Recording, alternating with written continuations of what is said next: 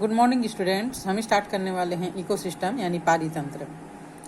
Ecosystem यानी पारितंत्र के बारे में आज पहले भी पढ़ चुके हैं, है ना। किसी भी स्थान पर उस स्थान में उगने वाले पेड़ पौधे और रहने वाले जीव जंतु से जो एक एटमॉस्फेयर बनता है, जो एक पर्यावरण बनता है, उसे ही इकोसिस्टम या पारितंत्र कहते हैं। तो जीव मंडल में जीव जो है वो कभी भी अकेला नहीं रह सकता और वो एक दूसरे के साथ जुड़े रहते हैं, एक दूसरे पे डिपेंड रहते हैं, है ना। तो जीव मंडल में जीवों का एक दूसरे से और साथ ही साथ वहाँ पर स्थित अजैविक घटक मीन्स वहाँ की मृदा, हवा, पानी, टेम्परेचर, लाइट की मात्रा, ये भी उस पारितंत्र या इकोसिस्टम पर गहरा प्रभाव डालती है। तो जीवमंडल में जीवों का एक दूसरे से और अजैव भौतिक वातावरण से बहुत ही गहरा संबंध होता है। फॉर एग्जांपल के लिए पानी जो है वो एक अजैव घटक है। तो पानी में रहने वाले जीव का वहाँ पर जो इकोसिस्टम बनता है, पारितंत्र बनता है, वो अलग प्रकार का होता है। अलग अलग पानी के लिए अलग अलग होता है ना। जंगल है, अलग अलग जंगल के लिए अलग अलग इकोसिस्टम होता है। रेगिस्तान के लिए अलग अलग होता है। वहाँ के जो अजैविक घटक है उनकी मात्रा भी वहाँ पर अलग अलग होती है। तो ये सभी घटक एक दूसरे से संतुलन स्थापित कर एक दूसरे से जुड़े रहते हैं। किसी भी घटक के असामान्य हो जाने से वहाँ का संपूर्ण जो उस इकोसिस्टम का संपूर्ण जीवमंडल जो पादप है, प्लांट्स हैं, फौना एंड फ्लोरा में असंतुलन की स्थिति उत्पन्न हो जाती है। इससे सारा जीवमंडल जो है, वहाँ का इकोसिस्टम जो है वो प्रभावित हो जाता है। जीवमंडल की स्थिरता के लिए ऊर्जा और पदार्थ दोनों ही जरूरी होता है।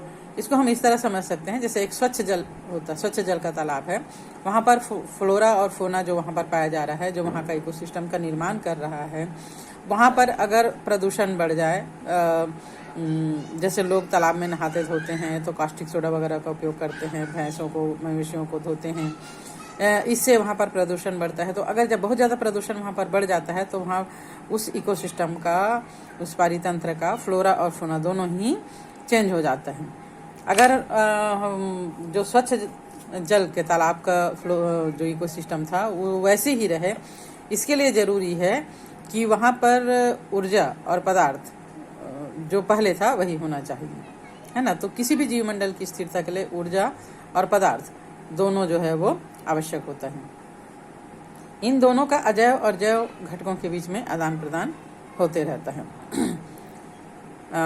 फॉर एग्जाम्पल के लिए हम देखें तो ऊर्जा जो है वो सूर्य का प्रकाश ऊर्जा का मुख्य स्रोत है। पादपों के लिए भोजन बनाते हैं, इस पादप के भोजन को जीव जंतु करते हैं, तो ऊर्जा जो है वो इसमें ट्रांसफर होते रहती है। पदार्थ की बात करें तो अभी जैसे कि हमने जल तंत्र की बात किया था, तो जल की स्वच्छता और प्रदूषण पर डिपेंड करता है ना, मृदा, जल और बाकी जो भी घटक वहाँ पर है।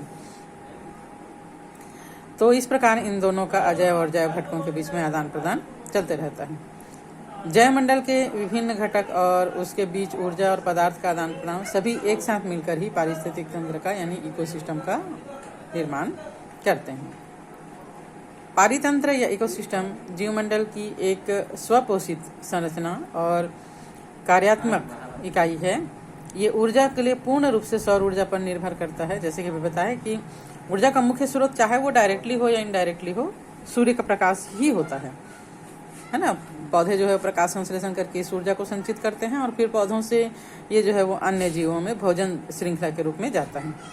इसके अजैव घटक में, अन्य अजैव घटक में हम ले लेते हैं वहाँ की मृदा, वहाँ की वायु, जल की मात्रा, ये सभी।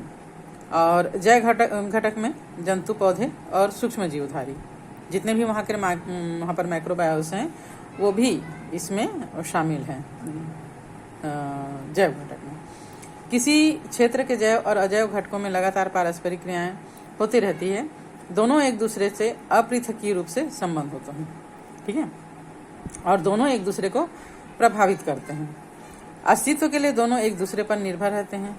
पारितंत्रकार एक छोटे से तालाब से लेकर एक विशाल जंगल या महासागर, है ना, ये कोई भी पारिस्थितिक तंत्र हो सकता है। एक जीव के शरीर के अंदर भी एक पारितंत्र होता है, एक कोशिका के अंदर भी एक पारितंत्र स्थापित होता है। और लैंड हो, तालाब हो, जंगल हो, पहाड़ हो, कहीं भी जहाँ पर जीव जंतु हैं, अजैविक और जैविक घटक हैं, वहाँ पर पारितंत्र का निर्माण हो सकता है। पारितंत्र का आकार जो है वो भिन्न भिन्न प्रकार का हो सकता है। कई पारिस्थितिक वैज्ञानिक संपूर्ण जीवमंडल को विश्व पारितंत्र के रूप में भी देखते हैं। हमारी पृथ्वी भी एक पारितंत्र है, पूरा ब्रह्मांड को भी हम एक पारितंत्र मान सकते हैं, जिसमें पृथ्वी के सभी स्थानीय पारितंत्र जुड़े होते हैं, समाहित होते हैं। चूंकि पृथ्वी एक विशाल और जटिल पारिस्थितिक तंत्र है, इसलिए इस अध्ययन की सुविधा की दृष्टि से इसको दो आधारभूत श्रेणी में बांटा गया है, मुख्यतः स्थली और जली। जंगल, घास का मैदान, मरुस्थल, ये सब स्थली पारितंत्र के अंतर्गत आते हैं।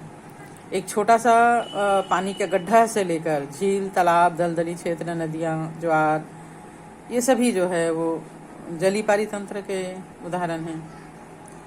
मानव के द्वारा भी पारितंत्र का निर्माण किया जाता है। जैसे 10th में हमने पढ़े थे कृषि के बारे में, खेत के बारे में।